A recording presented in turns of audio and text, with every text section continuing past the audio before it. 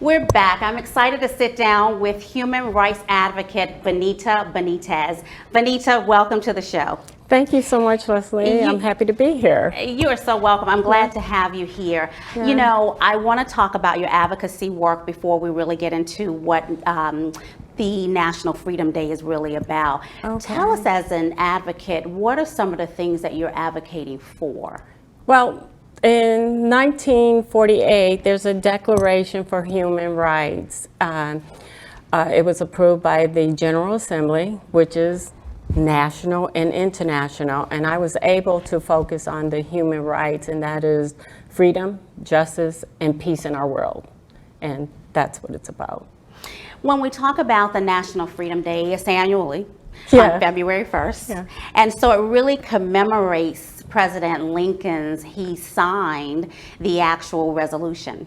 And so, which really was because it established the Constitution's 13th Amendment abolishing slavery. That is correct. So whenever we talk about National Freedom Day, it's so pivotal in our life. What do you really want everyone to know about that particular day, and why is it important that we really focus in on it and celebrate it? Well, it's a day that, as you said, President Lincoln signed the congressional resolution on February 1st to abolish slavery. Mm-hmm. It was a day that once he did that, I would say that he also supported black men voting, and shortly after he was assassinated. So to me, it ties into someone that actually fought for justice and equality for all human beings. And that is the reason why I think it's an important day to commemorate. And when we talk about the advocacy work that you do, I mean, you're so involved in the community, and you have been really a front runner for different proclamations in different cities throughout the state of Texas, Frisco, the Colony, Cedar Hill, and so many more. Tell us about the proclamations, what was your involvement, and I'm sure that had to just been such a highlight in your life to be a part of that. Well, I advocate it because we have laws that are being enacted, proclamations such as National Freedom Day proclamation, the Emancipation Proclamation, several other proclamations that lead to the Human Awareness Proclamation that President Barack Obama signed. Okay, and so I looked at these proclamations, and it's one thing for it to be signed and not generated to the average people. So you have to go into your city, take those proclamations into your city, and basically get with your mayor and ask them do they adopt this particular view? And that's what I did. What is the difference between a proclamation and a resolution?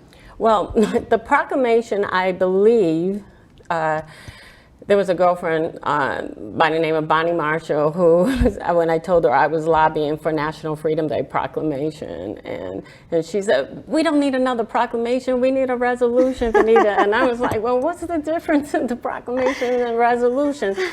And one goes through the Senate, Congress, and it gets passed, and that's the resolution. The proclamation can actually be signed by the mayor and the city council, and that's the two difference. Now, what makes a presidential proclamation? Because he actually signs the resolution, the congressional resolution, into law before they sign a proclamation, if I'm not correct. Yeah.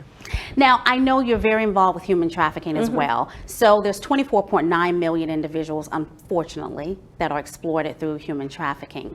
When we talk about that, what is it that made you really want to get involved? Because that is just such a heartfelt situation that we don't want anyone to be a part of, but it's growing by the minute, actually.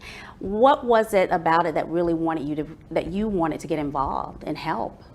Well, there are several reasons, but I will tie it into the United Nations issued a book to me, and they sent me a book when I was talking about human rights and the Declaration of Human Rights in Modern Day Slavery. And they sent a book that I have right here back in 2009 that represented that we had 300 million slaves in our world today, and an additional 249 children between the ages of 5 and 18. So when I saw that, I was devastated, and it compelled me to look further into human trafficking and modern day slavery. So that's what it was. It wasn't 29 million, and that's a large number in itself. And when we look at the proclamation, the first president that actually signed the proclamation was George W. Bush, right when he was exiting. And no one gives him credit, but that is a humongous proclamation. Absolutely. But President Barack Obama followed shortly after with the proclamation, and every succeeding president to this day has signed this proclamation. So when we look at 29 million slaves in our world today, or children, labor through sex trafficking, whatever, you think back in 2010 it was roughly about a $50 billion industry. And here, 13 years later, we're a $150 billion industry and growing. And what are these proclamations doing? What are they doing in it? Right. You know, they're supposed to be more effective to me. And so that's why I go out and I try to lobby the city or the state that I live in for a resolution or a proclamation. Well, I commend you for doing that, because we have to be at the forefront. If we want to change something, we need to be a part of that change. And that's why the show is really about having a growth mindset and really working together collectively and getting everyone at the forefront to make a difference and be that part of that change as you're doing. Continue to do amazing work. And I am so excited to see what you do in the future. It's been an honor to have you here today as a guest. Thank you. You're so welcome. If you would like to learn more about Venita, please definitely log on to her website at nationalfreedomday.com. The National Human Rights Trafficking Hotline is available if you or someone you know that is involved in human trafficking. Please call 888-373-7888 or text HELP to 233-7333, or you can chat humantraffickinghotline.org/chat. We will be back in a moment after a quick commercial break.